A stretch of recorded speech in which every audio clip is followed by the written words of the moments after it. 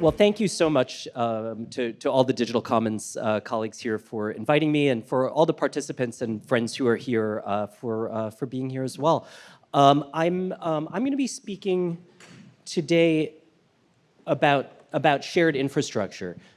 This is a topic that colleagues and I at Ithaca SNR have been working on in a variety of different ways for a number of years. We've been looking at shared infrastructure as a topic that matters to publishers, that matters to the research enterprise, that matters to research libraries, academic libraries, from a variety of different perspectives. And I'll share a little bit about some of those, some of the perspectives and some of the work that we've done there. But today I'm going to really be trying to build up a narrative that talks about how we connect shared infrastructure with shared goals. And I think that that's an interesting dilemma for many in the library and higher education communities today. And I hope we'll have a chance to discuss some of these ideas either in the Q&A session or this afternoon offline in one way or another. So let me start out with what I see as three of the key takeaways, and you can interpret that as numbers 1, 2, and 3 if you like. So we're experiencing what I characterize as a second digital transformation. I'll talk a little bit more about that, but basically it's a moment where we're not just transferring the print universe into a digital facsimile of it, but we are actually embracing a digital-first mindset and approach in a variety of different ways in publishing, in libraries, in universities, et cetera. This is an incredibly important set of opportunities for us. It's an incredibly demanding set of responsibilities as well. Second key takeaway is about the competitiveness of this marketplace.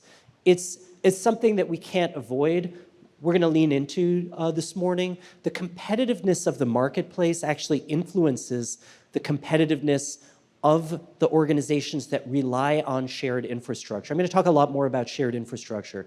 But shared infrastructure and having a competitive market for it is vitally important for all of us here today. And then finally, there's an array of new needs for shared infrastructure. It's not just the same things that we understood we needed 5, 10, 15 years ago, but there's an enormous set of new needs for digital infrastructure that many people here in this room are helping to envision and indeed co-create. So I'll touch on each of these things just a little bit. So I did want to share a couple of recent bits of work from myself and some colleagues at SNR. Many of you will be familiar with some of these pieces, but with support from STM and a group of STM members, including Elsevier, we recently published what we called the second digital transformation of scholarly publishing, which is really a look at shared infrastructure, but in the context of this, what I referred to earlier, this second digital transformation. And we have a lot of background on what that might mean. And for those of you who are sort of quite interested in where scholarly publishing is going, I think we have a kind of interesting encapsulation of some of that there in that report. And then finally, a more of a library-facing project that we did in partnership with NISO and with support from IMLS, this paper on governance and business models for collaborative collection development. So this is much more of a kind of library collections and collaboration focused project. But again, looking at the infrastructure and how collaboration actually happens. Libraries talk about collaboration all the time and talk about shared values all the time, but the questions are often less in do we agree rhetorically and much more in the kind of nuts and bolts of can we actually get it done? And this paper looks at some of those, some of the governance and business model issues associated with some of those questions.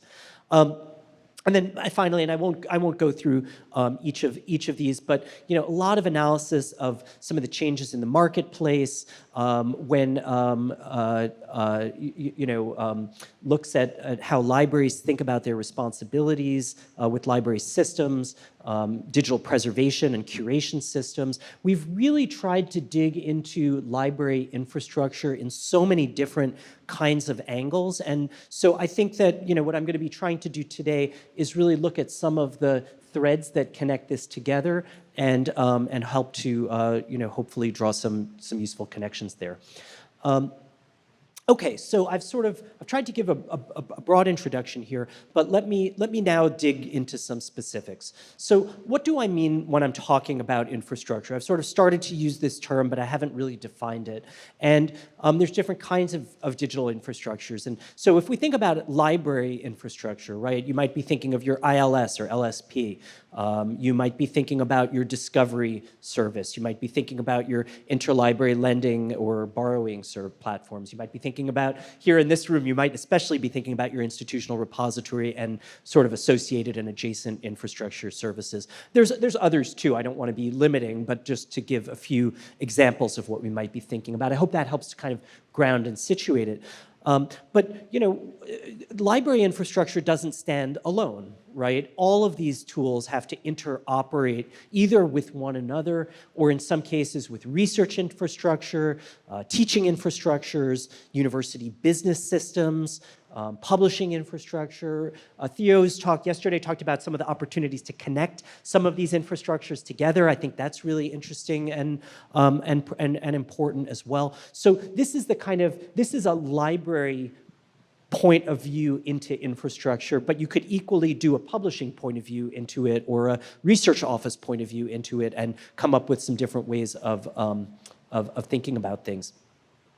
So when I'm talking about digital infrastructure, these tools, these services, they're the foundations on which we're building operations, on which we're conducting our operations, and through which we provide services. So that's true of the library. It's equally true of the publisher, thinking about its infrastructure, thinking about its peer review and editorial management system, let's say, or the university research office thinking about its research management systems, right, et cetera. But for the library, digital infrastructure is what enables innovation, collaboration, and competitiveness. And competitiveness is a word that we don't use very much in the library space, but in the end, digital infrastructures are what makes it possible for library services to keep pace with user expectations and to stay aligned with the strategic needs of their parent institutions, the university or whatever the parent institution might be, or in other cases makes it challenging to do so. And so that kind of competitiveness is something that I don't want anyone here to overlook. When these kinds of infrastructures don't receive adequate reinvestment, whether it be by the library itself or by the vendor or provider, it impedes innovation, right? It causes us to fall behind in terms of the service offerings that we can provide. And, we're always in a mode of constantly refreshing and adding services and, rebuilding. But in the long run, if the infrastructure doesn't keep pace, neither. So that's kind of the competitiveness lens that I at least want to bring from a library perspective. Now, digital infrastructure gets provided at scale. So that's a difference between the way that our tangible infrastructure might have worked. So in a pre-digital environment, a library's infrastructure, for example, was its stacks, let's say, right? And the library stacks were institutionally oriented, and each library and its parent institution had to figure out, do we have enough? Do we need more? Do we have trade-offs we're facing? But it was a sort of atomized local institutional decision. But digital infrastructure, by contrast, is best provided at scale, at the level of investment where quality can be provided for, right? So very, very few libraries, maybe none, does it make sense to code and program your own ILS or code and program your own institutional repository from, metal, right? Like that's there's possibly no library in the world anymore that's thinking about things in those terms, or if there are any, it's vanishingly few. So scale is something that, as we think about digital investments, we benefit from collectively, right? We benefit from having infrastructure that has 5 or 10 or dozens or hundreds or thousands of institutions sharing. You know, this is, so I talked a little bit on this slide about some of the publishing dynamics, but I don't really have to get into those too much. I think that, you know, the fact of the matter is that most libraries are small enough that they need to really provide their own. You want to give me a different microphone? Sorry. Thank you, I apologize. Okay, is that better? Okay, great. So anyway, the point that I want to take away here is just that libraries benefit from scale. Okay, that's the key takeaway. So when we think about shared investment, we can do shared investment in digital infrastructure in lots of different ways. Any way that we do it has to generate access to capital to make it possible to build a shared infrastructure, and make possible that ongoing reinvestment that's necessary for it to stay relevant and fit for purpose. It has to provide trustworthy services. It has to innovate strategically. It has to ensure agility and flexibility. There's probably other items that you might want to add to this list. But there's a number of different models through which infrastructure can be shared, can be scaled up and shared, right? Each of them has strengths, each of them has challenges or shortcomings, and you know, that includes commercial models, which have been some of the ones that have reached the most scale, actually, perhaps the ones that have reached the most scale. There are not-for-profit models, there are open source models, there are models that, you know, deploy open source either in commercial or not-for-profit settings, and there's probably others as well. But when I'm talking about shared infrastructure, I'm using that term inclusively of all of these models because any of them, in the end, allow libraries to scale up their investment and ensure that they have infrastructure that is fit for purpose. Now, you could say, well, I prefer this kind or I benefit from that kind. That's fine. I'm not going to argue that point. I'm just saying I want to include all of those in my remarks today.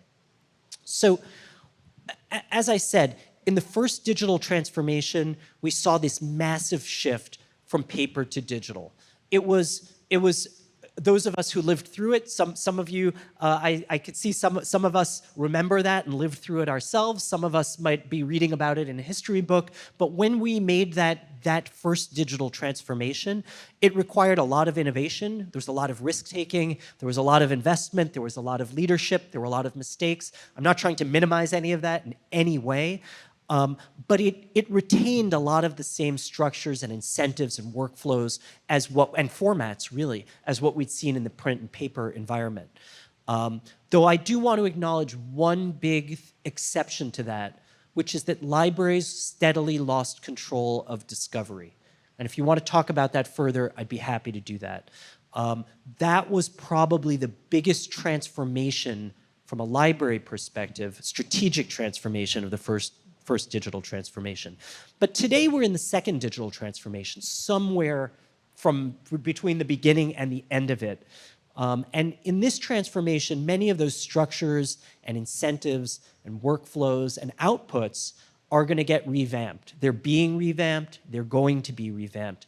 They're going to bring opportunities. They've already brought tremendous opportunities, but they're clearly bringing real risks to us as well. And we're going to have to ride the waves of the opportunities and the risks together. And by the way, AI is scrambling all of this today. Some people say it's going to be a third digital transformation. Some of us think it's part of the second one. The historians will tell us in 10 years which of those is the right way to think about that.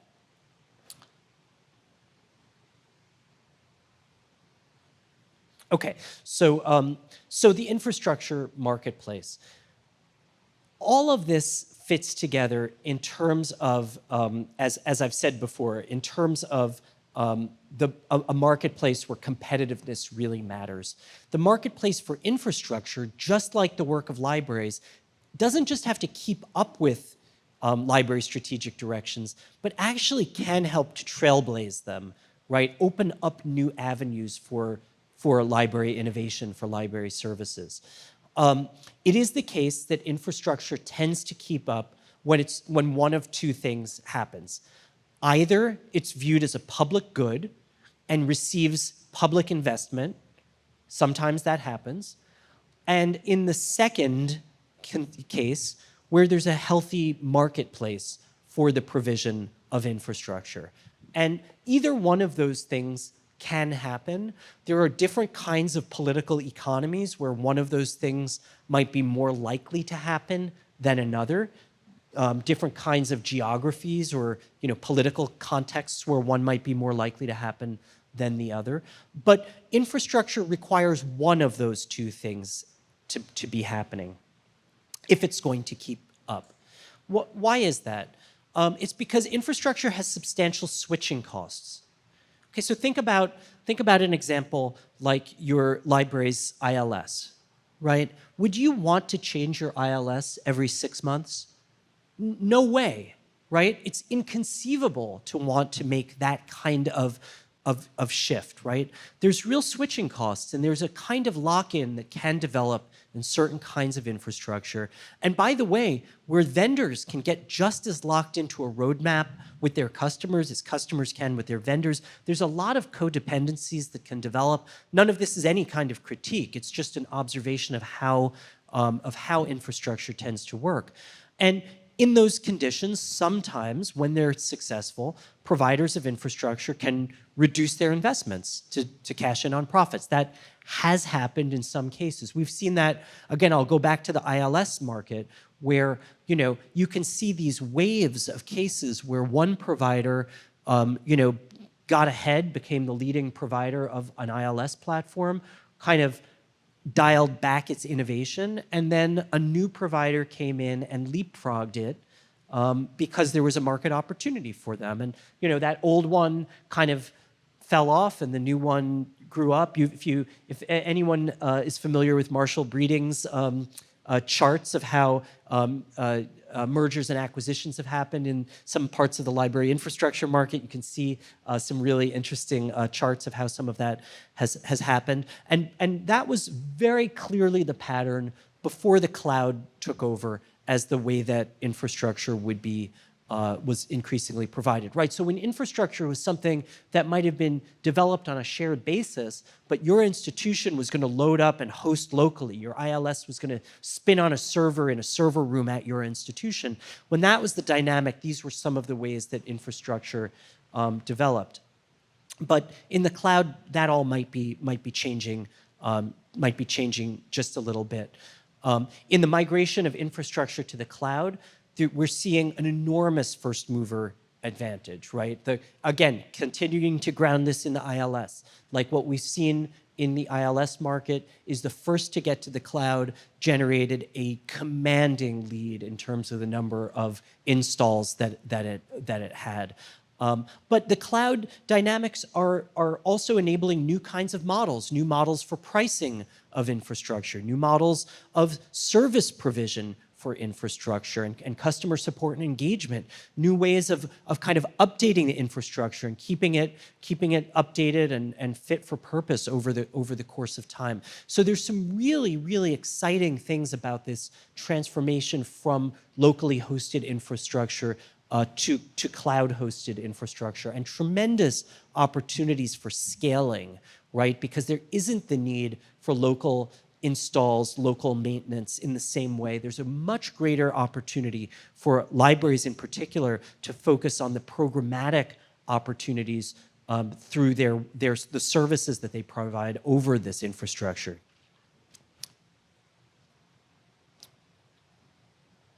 So I want to come now to shared community goals and talk for a few minutes about some of these. I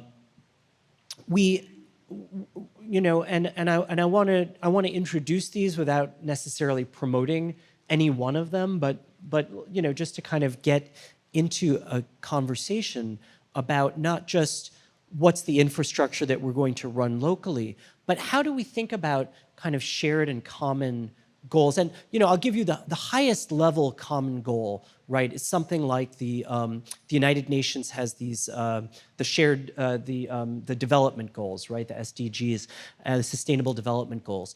And when you look at these kind of broad societal goals, I'm not prepared to opine on all of those, but addressing climate change and public health crises and these kinds of considerations, there's a number of levels of analysis from those kinds of goals down towards how does our shared infrastructure at a library level help us promote this one or address that one.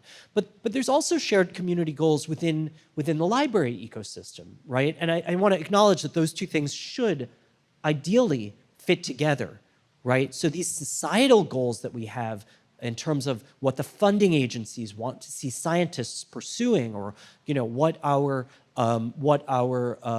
universities want to do as their own priorities, right? Those should ideally be informing the kinds of goals that libraries have for their own shared initiatives, right? And so there's sometimes a gap there. I want to acknowledge that, but also recognize that there are shared community goals within the library ecosystem. And so, in a second digital transformation, this is shifting. It's my observation that this might be shifting a little bit. The first digital transformation was largely about individual institutions, because collecting in print and paper was largely about institutional collections. Right? There's a logic to it that was institutionally focused. We're hearing more and more in the library community in the second digital transformation, I think, interest in shared community goals. Now, how those get articulated, what those actually look like, that's an important question, because as I said, it's really vital to stay aligned with the parent institution. So libraries have this tension. Do they align upward with their parent institution, if it's an academic library, with the college or university and its strategic goals? Or do they align horizontally with other libraries in a way that lets them pursue common agendas collectively? And that is sometimes in tension. I don't want to overlook that. That's something that many of your institutions implicitly grapple with almost every day. So what are some examples of these shared library community goals, okay? And this is my own list, thinking about some of the things that I've heard of. I'd be happy if anyone wants to shout out something that they want to add to this list. But things like being able to connect primary and secondary sources, whether it be data sets or art images with secondary literature, right? Like those are some of the goals that we sometimes have. Maybe more prominently than that, open access to the scholarly literature, right? Almost every one of your institutions would probably agree that that's a sort of shared community goal. Increasingly, things like centering more and more on the needs of users and not just on here's my collection locally is clearly an important shared goal of many libraries. Seamlessly sharing content through improved borrowing and lending mechanisms is a shared community goal, certainly within many consortia. Digital lending, for those of you who've been following, for example, the controlled digital lending saga of recent years, is clearly an important shared community goal, even if it's one that is in some sense being thwarted. And then, preferring open source or community-controlled infrastructure, maybe not uniformly. I don't think any of these are completely uniform, but we do sometimes hear about that, right, as a kind of community, as a community goal as well. Which of these is most aligned upward with the needs of the institution, right, versus which of these is most aligned horizontally with with shared priorities of other libraries is a really, really interesting thing to reflect on. And which of these are strategic this way and which of these are strategic that way is something that almost every library should be wrestling with and thinking about, and does implicitly as it's putting these into place. And so the question that I think many libraries ultimately grapple with is, where do we put shared community goals into place as we think about shared infrastructure? This is a really complicated question, because shared infrastructure, as I mentioned before, is almost always something that we acquire in one way or another, right? It's not something that in some cases we build it collectively, but in many more cases it's acquired. And so that raises some really interesting questions about how to acquire while also aligning. And again, aligning upward and aligning horizontally as well. So, you know, what are some of the ways that you know, so what that kind of gets at is a set of questions about where shared goals actually fit into resource prioritization processes by libraries, okay? And what that can mean is that, you know, they may be rising as priorities. These shared goals may be some of these shared goals may be rising as priorities, but it can very often be challenging, like not just a little challenging, like deeply challenging, to move beyond rhetorical agreement on shared goals and values to actually prioritizing them in an acquisition process. And I want to take a second to talk about this, because I've been on the receiving end of some, I mean, candidly, some very uncomfortable critique myself on some of these topics. So when my colleague Oya Rieger and I did a paper a couple of years ago on digital curation and preservation systems, we heard from you know, we profiled a bunch of these systems. We did a series of case studies or analyses of each of them. We wrote up our findings. We shared this, you know, some would say the sad reality, others of us would say just the reality, that libraries, when they acquire digital curation and preservation systems, do so based on whether they meet their institutional goals, right? Like I mean, I probably don't have to tell anyone here in this room, but in fact, the question of, does this platform do what I need it to do, was the first, second, and third things that libraries were looking for when they were acquiring these things. And you know, there's a very vocal open source movement looking at, you know, tools like Samvera and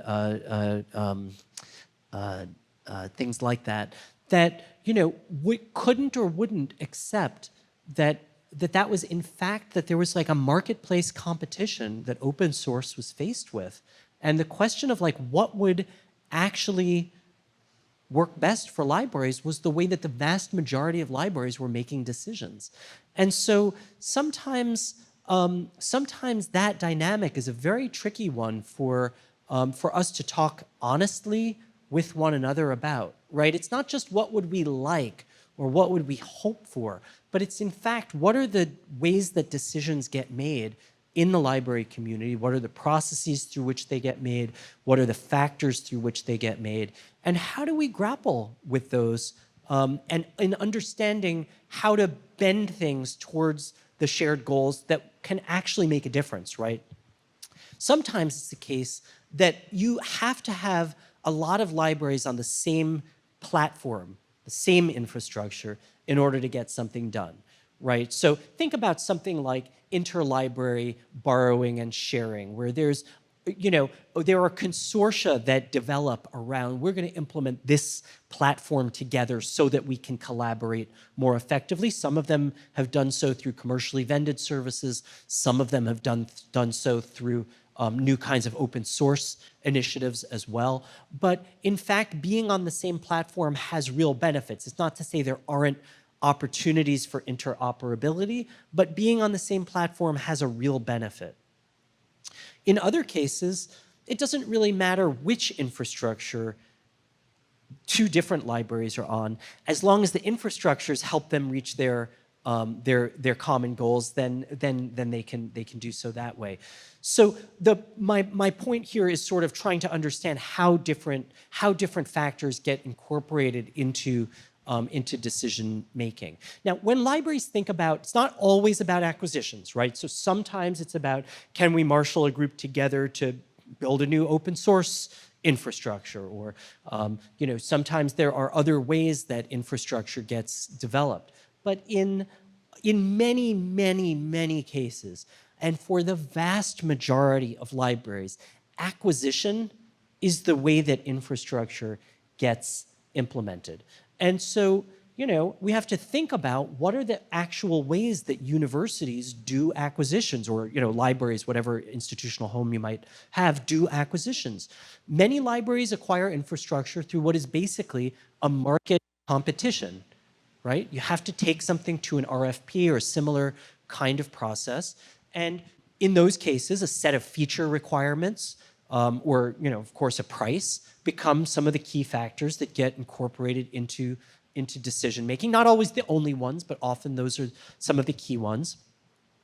In those cases, there is a risk, not necessarily, but there can be a risk of under-recognizing or even sometimes impeding shared goals or shared values, right? Like if it's just a market competition being made at the level of an individual institution, sometimes not even being made by the library, right? In many institutions, there's an office that is doing, is running an acquisition on behalf of the library, and the library's priorities are not fully factored into that process, right? Those can be impediments. There are other kinds of acquisition processes that select infrastructure using other kinds of models. And I think for many people, one of the most eye-opening ones, it was so eye-opening for me that I listed it as an example here, when the Library of Congress, to I think many people's surprise, chose Folio, the open source platform, over Alma. I think I know there's a big question about how that's actually going to get implemented and whether it will be implemented on time and all of those kinds of things. But there are ways of sort of other kinds or alternative kinds of models in some cases. And there are other cases where we've seen consortia very successfully come together to allow multiple institutions to adopt a kind of common infrastructure. So a great example of this was when Orbis Cascade, I think was one of the first ones, just a little bit north of us here, decided to come together to license an ILS LSP platform as a collective group. And that's an enormous undertaking, doing something like that. We've seen state systems and other groups do that as well more recently. Frankly, sometimes the effort of doing the acquisition process as a group becomes so singular that libraries having done, or consortia having done that acquisition, sometimes forget about the programmatic rationale of why did we want to acquire this infrastructure together, and they don't necessarily take as much advantage of it in the first couple of years as they otherwise might. So I think that's just a little side note. But there are interesting acquisition models like that we see in some cases as well. So I want to wrap up over the next minute or two. I do want to look ahead for a moment. Some of the work that you've seen here doesn't fully take into account how is generative AI going to scramble some of the kinds of infrastructures that we rely on today. So I think there will be some meaningful opportunities for new kinds of competitiveness in some parts of the infrastructure marketplaces as a result of generative AI and other new technologies in the coming years. So it'll be interesting to see that. We're just finishing up a short piece for STM focusing on this topic for publisher infrastructure, so things like editorial management and journal hosting and infrastructures like that. Really interesting questions coming out of that work about what kinds of systems and structures are going to balance all these different kinds of needs, authors and rights holders and readers and aggregators and publishers, funders, all of these different, how are we going to take those things into balance in this new environment? I suspect there'll be similar kinds of questions emerging in the library infrastructure segments as well, and other infrastructure segments also. And then just to kind of ground us back in some of the key takeaways that I introduced at the beginning, this second digital transformation that we're all of us living through today, it's such a demanding, it's such an innovative time. It's really a great opportunity to rethink what are the things that we're doing that are still focused on rationales from the first digital transformation, and where are there opportunities for us, each of us, wherever we're situated organizationally or professionally, for each of us to think about, how can I innovate more if I think from a digital first mindset? And how can I, protect our work and our values against some of the risks that will come from a digital first environment, whether that's to research integrity or, other kinds of considerations. The competitiveness of this marketplace, I've talked about that at some length. Libraries want to stay hyper-competitive themselves, yourselves, in terms of the services, that you provide, in terms of the relevance and compellingness of those services for your campuses, for your constituencies. You want to do that by having an infrastructure that's fit for purpose, that enables change in services, service development, service innovation, makes you relevant, makes you valuable long into the future. So those are some of the elements of competitiveness that I'd really call to your attention.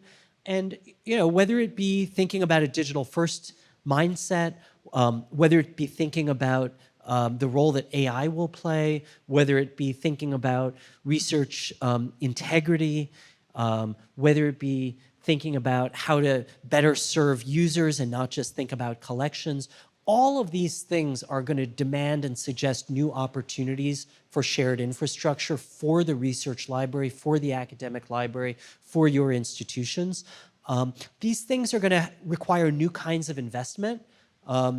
In some cases, libraries will come together and invest on an open source basis. In some cases, commercial organizations are going to lead, make investments, bring to bear capital in ways that libraries can't do, and going to be the source of leadership and investment in new services. In some cases, we don't know yet. There'll be some tumult, there'll be some competition. That's healthy, that's what we want to see. But that's going to require investment. All kinds of infrastructure require really interesting forms of strategic governance, both of the infrastructure layer and of the programmatic layer that live on top of it. And I just think this is an incredibly exciting and important moment for libraries, for infrastructure providers, for you all in the roles that you have in grappling with with the services, with the programs, with the infrastructure that undergirds it. And so with that, I just want to say thank you, and I'd love to hear questions or discussion, other points of view that anyone might have. Thank you.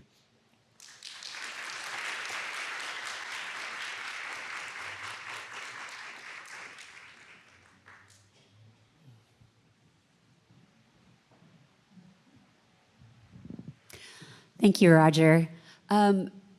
Early on in the presentation, you talked about the loss of control of discoverability that occurred. I would love to hear you expand more on that, your thoughts on how and why that occurred, and maybe how we counteract. Did you say how to counteract at the end? Yeah. I'm so glad you asked that question. That was my little nugget, which I've been really excited to have a chance to talk about, because I think that it actually gets at thinking through what the prospects and possibilities of AI are going to be, right? So when those of you who remember this moment when Google was coming out and starting to incorporate more academic content, building Google Scholar and all of these really important innovations, will may remember that there was a real fight. I think it's fair to call it a fight within the library community. There were some leaders at the time who said, this is going to kill libraries. It's going to destroy us. There's going to be nothing at all left. This is everything.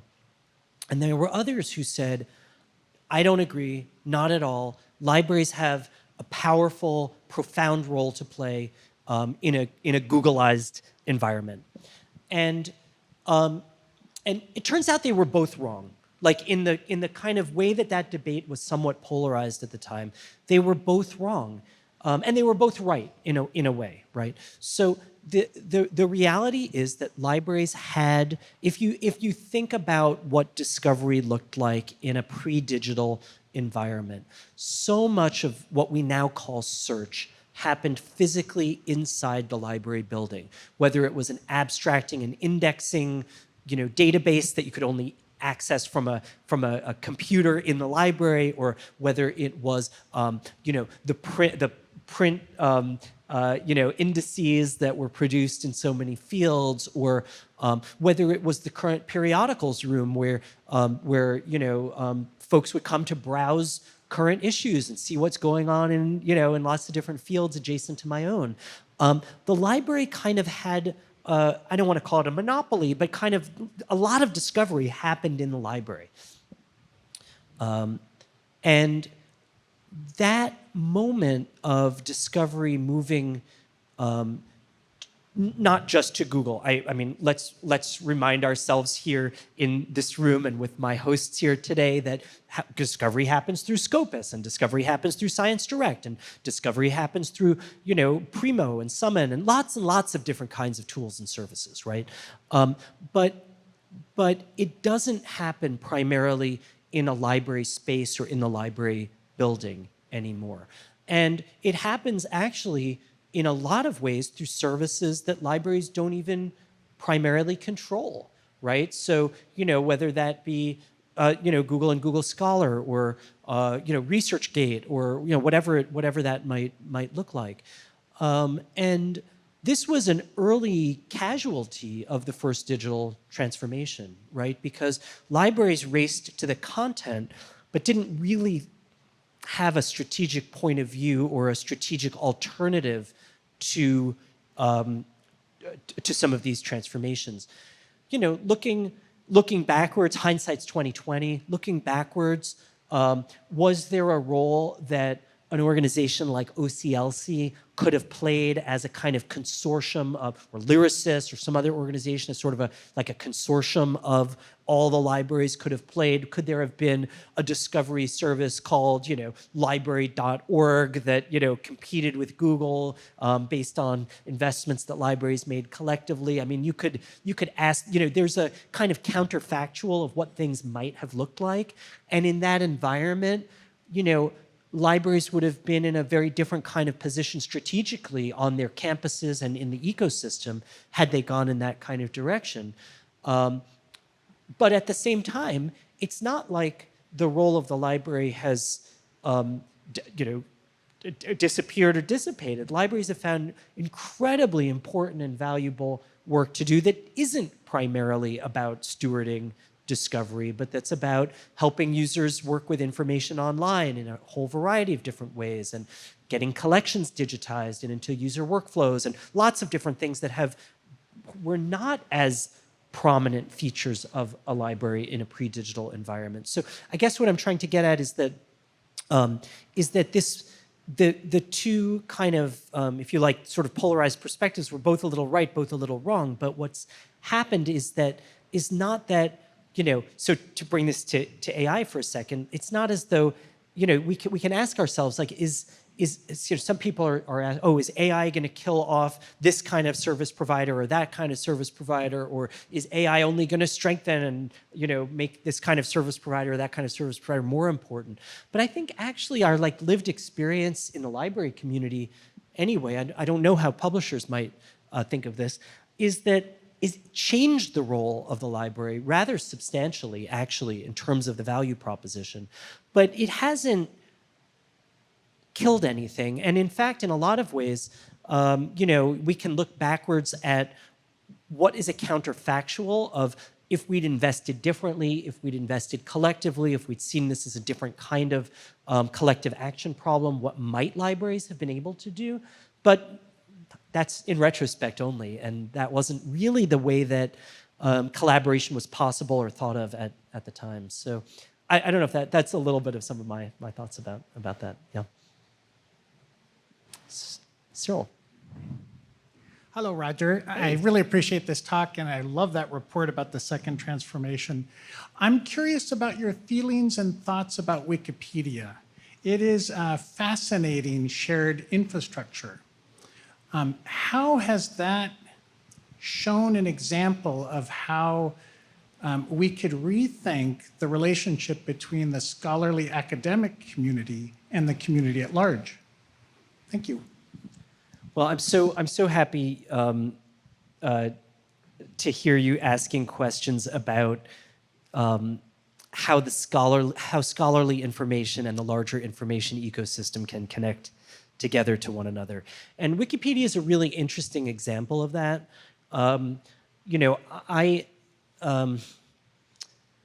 Wikipedia has its strengths and its weaknesses. It has its flaws. And I think we've moved from an environment where, again, some of us remember when the question was, is Wikipedia as good as Britannica or whatever? Obviously, we've moved well beyond that set of questions. But that doesn't mean it's perfect, and it doesn't mean it's not without its flaws. So I just want to really emphasize that. I think in an environment of political polarization and extensive misinformation, it's showing both some of its strengths as well as some of its real weaknesses as well.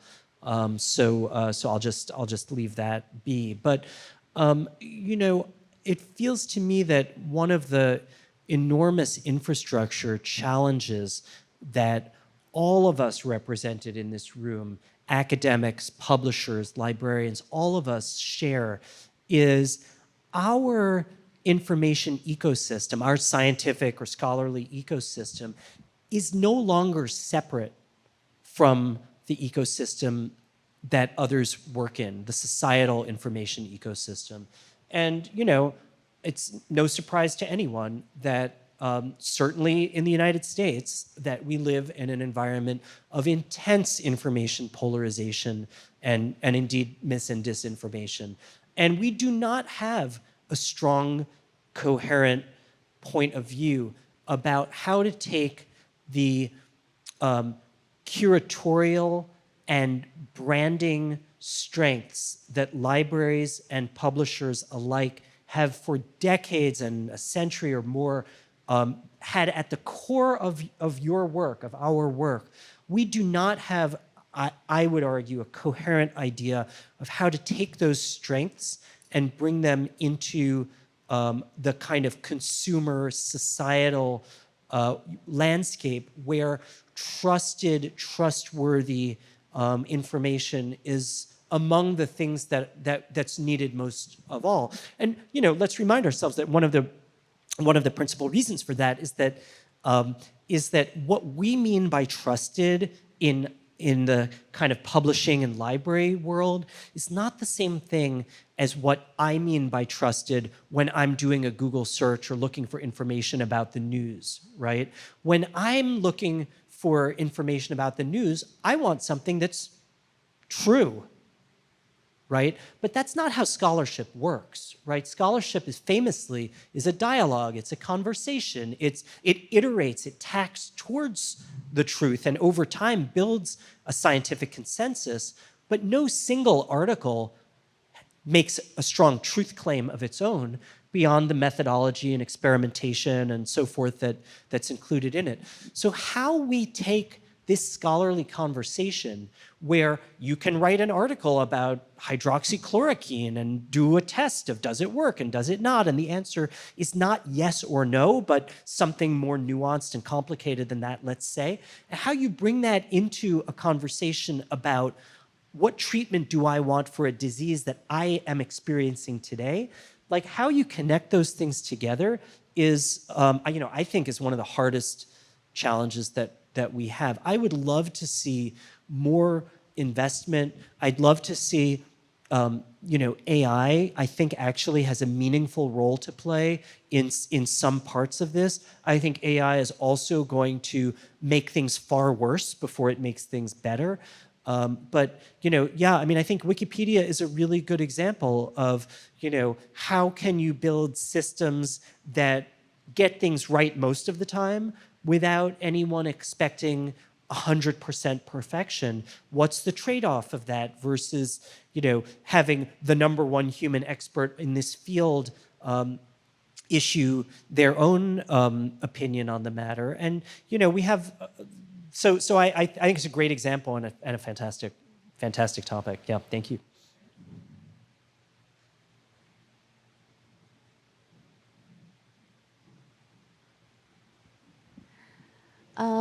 You've talked a lot about methods of acquiring knowledge and not so much about what tools are out there to help people understand the knowledge.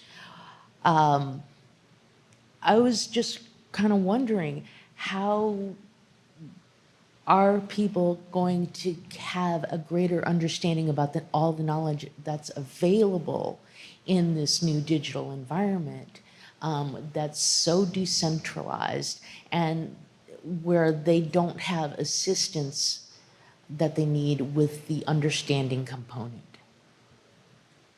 That's such a key question, and I don't think we're seeing. I think the systems that we're seeing develop to help with understanding are today limited. They have real limitations, right? So a lot of people today are extremely excited about a Google tool called Notebook LM. I don't know if you've seen this. Some of you've probably seen this. And the feature that everyone is just like dropping their jaw over is you load up a PDF or a blog post you've written or your CV, or you can load up anything you want, and it'll create a podcast of it, a very lifelike, very, very compelling podcast, right? And it breaks things down in a format that makes it a lot easier to understand something than a scientific article or a set of scientific articles. There's a dialogue between two voices that kind of makes sort of a question and answer kind of format. So I'm not here to promote that tool by any stretch of the imagination, but I think it's a very interesting case where it makes meaning more accessible to an individual, right? You can listen to something rather than read it. You can have it in a more digestible format. You can have terms defined in a way that's more suitable for someone with a more amateur level of knowledge than expert level of knowledge. So there's things like that. But if you load up, to come back to my example, if you load up all of the articles that have ever been written on how best to treat a case of COVID, does it produce the same thing as what a doctor will decide to do based on that information to treat you? And do you trust it to do that, right? Like, to me, that's a very vivid example of, did it make not just something, but did it make the meaning that in a life or death circumstance you'd want to have? And I think we can all agree that it's probably not, probably not there yet. So I think the question of like what those tools and systems will look like, how we build more, trust markers of which of the inputs are more valid, how do we use, citation graphs and other things like that to produce something that's not just a, not just a kind of LLM of, here's how the words get smushed together, but, something that brings together scientific and scholarly expertise in making meaning out of that. To me, there's likely to be a hybrid of expertise, human expertise, and systems, AI tools, et cetera, that will result in some of these kinds of outputs. I think, for me, I think the medical field is one of the places to watch first, because the value of of getting the most up-to-date knowledge into practice, clinical practice quickly has like a human value, an economic value to it, a humanity value to it, and at the same time, the stakes are high enough that you can't make mistakes, or mistakes aren't as tolerated as they might be in other settings. So I think that's an area that I'm watching to see what might develop. Hi, Roger. Thank you for the very insightful presentation. So I have a question about, like you mentioned just now, that Gen AI might be the cause or might lead to the third digital transformation. And actually, it's probably already happening right now, that there are many AI-powered tools that's that's making use of the open infrastructure to kind of transform the way that people do research. IR is probably part of that. And there is currently the debate that whether we should embrace the technology and making our materials open to all the own AI kind of tools, or whether we should block the AI crawlers. Like there's a debate that's ongoing right now. So I'm just wondering, what's your view on this, and how should open infrastructure and IRs respond to this new situation that we're facing right now? Thank you. How much time do I have? Another hour or so? I think that's an excellent question. The question of, publishers are facing this question today. Libraries with their own content are ultimately facing this question. And I should say, I have no idea, maybe I should know this, but I don't really understand how this works from a digital commons perspective. So just want to be really clear, I'm not speaking with anything particular to that. But I think there are enormous opportunities to users to these new tools. Enormous opportunities. And I think that, on the one hand, we want to be grounded in the fact that we can save users an enormous amount of time and effort, and we can accelerate the pace of scientific and scholarly work, advancement, with the right kinds of tools that use these kinds of technologies. So that's like pillar one, right? And pillar two is that there are a whole set of consumer technology companies that are active in this market that couldn't care less about any of the values or priorities or principles that I think everyone here in this room shares, and are just looking for how to monetize it with advertising as quickly and effectively as possible. And those two things are true at the same time. And our challenge, all of us, is how to navigate through that, right? Does that mean that we make materials available to LLMs, but under very particular conditions? That might be one way to do it. So maybe open crawl is not the answer. Maybe something other than open crawl is the answer. Something that's mediated, something that's licensed, something that's somehow thought of in those terms. On the other hand, maybe the answer isn't a consumer LLM for academic content, right? Maybe the answer is something that's particular to our ecosystem. So coming back to the question before about Google and discovery, like what would it look like to have, and I don't think this is realistic, but what would it look like to have an LLM that the libraries of the world collaboratively control, okay? What would it look like to have an LLM that a major scientific publisher built on behalf of all scientific publications? Right? Like there's some interesting collective licensing work going on right now. There's some other things. I think the kind of answer as it obtains to like, here's the cultural heritage collection at my institution that I'm the steward of, that I need to take responsibility for, is, we want to make these materials, these riches, as valuable as possible to academics, to students, to society more broadly, as accessible and valuable. But at the same time, If it's just powering an LLM that doesn't link back to, that doesn't have the provenance for the user, doesn't show its sources, doesn't ground itself in the fact that this is an actual object, part of an actual collection, part of an actual institution. If it doesn't have those kinds of connections, what are we doing? What's the point? How does that help?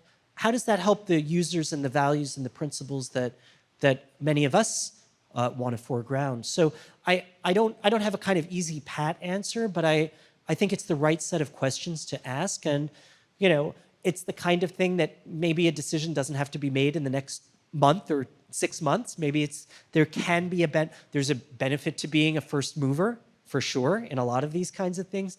There's also a benefit in being a fast follower and seeing how things develop and what are the risks, what are the trade-offs, what are the other factors. So I'll leave it there, but thank you for that question. I think it's incredibly important.